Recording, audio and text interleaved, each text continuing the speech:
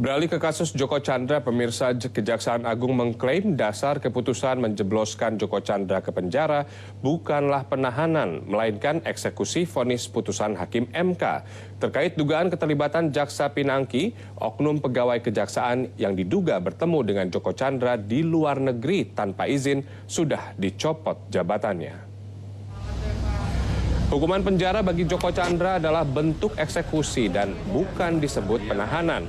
Keterangan ini dikeluarkan Kapus Penkum Kejaksaan Agung RI, Hari Setiono. Sebutan penahanan hanya ada dalam tahap penyidikan, penuntutan, dan persidangan yang belum berkekuatan hukum tetap atau inkrah. Hari pun menekankan Kejaksaan Agung siap menghadapi gugatan dalam tataran hukum jika ada pihak yang menganggap eksekusi Joko Chandra harus batal demi hukum. Terkait oknum jaksa yang bertemu Joko Chandra di luar negeri, yakni Jaksa Pinangki, disebut telah diberi sanksi non-job alias pencopotan jabatan. Kejaksaan juga memastikan tengah menyelidiki dugaan adanya aliran dana dari Joko Chandra. Dan berikut pernyataan Kapus Penkum. Jaksa eksekutor telah melaksanakan eksekusi terhadap putusan Mahkamah Agung dalam perkara peninjauan kembali terhadap terpidana Joko Sugiarto Chandra. Ya, kasus Joko Chandra menyeret banyak nama. Ironisnya, petinggi Korps Bayangkara dan Adiaksa diduga terlibat. Bersih-bersih lembaga penegakan hukum pun diharap belum selesai karena masih menjadi pertanyaan mengapa Joko Chandra bisa lolos imigrasi dengan dalih status red notice-nya sudah terhapus.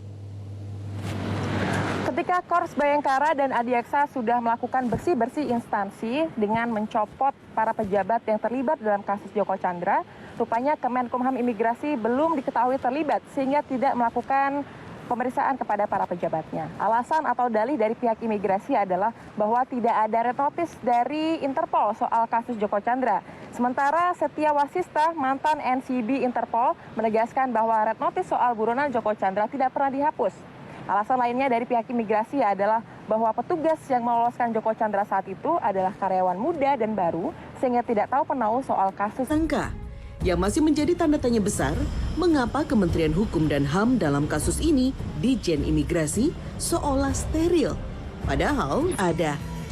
Terkait penghapusan status 5 tahunan dan pada prakteknya, status itu tidak akan hilang hingga buronan tertangkap. Pendapat ini diperkuat dengan pengajuan permohonan penghapusan red notice oleh istri Joko Chandra pada April 2020. Boleh diartikan, sejak buron 2009 hingga kedapatan masuk Indonesia di tahun 2020, status red notice Joko Chandra sebenarnya masih ada. Maka bagi segenap aparat terkait, jangan dulu jumawa, karena penangkapan Joko Chandra sesungguhnya baru permulaan. Sebagai catatan, pihak Joko Chandra tengah melakukan perlawanan hukum. Pengacara Joko Chandra, Otto Hasibuan pun sudah menyengat dengan menyatakan penahanan kliennya adalah tidak sah. Dengan demikian pertanyaan saya, yang mana yang dilaksanakan oleh Kejaksaan Negeri Jakarta Selatan? Dalam putusan itu, tidak ada alasan yang kuat bagi jaksa untuk melaksanakan menahan Joko Chandra. Itu yang paling utama. Jadi perintahnya ini adalah imperatif, mutlak, mandatori, dan limitatif. Jelas di sana. Dan ini adalah perintah undang-undang, bukan perintah saya. Jejak yang ditinggalkan mafia hukum di kepolisian, kejaksaan, pengadilan, dan imigrasi terlalu kentara. Bersih-bersih pun seyogyanya tidak sebagian lembaga saja. Diharap ganjaran untuk oknum penegak hukum yang terlibat tidak hanya sanksi administratif saja, namun menghalang-halangi proses hukum terlebih kasus korupsi adalah sebuah tindak pidana. Kalau dalam istilah hukum pidana itu ada yang disebut dengan istilah obstruction of justice. Artinya ada pihak-pihak yang menghalang-halangi proses hukum. Sebagaimana kita tahu bahwa saudara Joko Chandra adalah buronan terpidana kasus korupsi pada tahun 2009 berdasarkan putusan PK, di mana dia dihukum 2 tahun dan kemudian juga harus menjalani pidana denda sekitar 500 miliar rupiah.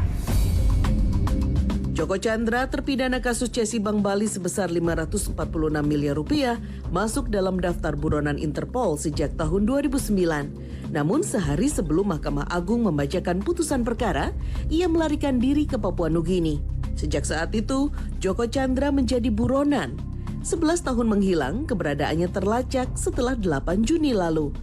Joko Chandra mendaftarkan pengajuan PK kasus yang menjeratnya, namun anehnya berstatus warga Grogol Selatan, Jakarta Selatan. Joko Chandra akhirnya ditangkap kepolisian RI di Malaysia pada hari Kamis 30 Juli dan kini ditahan di Rutan Bareskrim Polri. Tim Liputan Trans 7.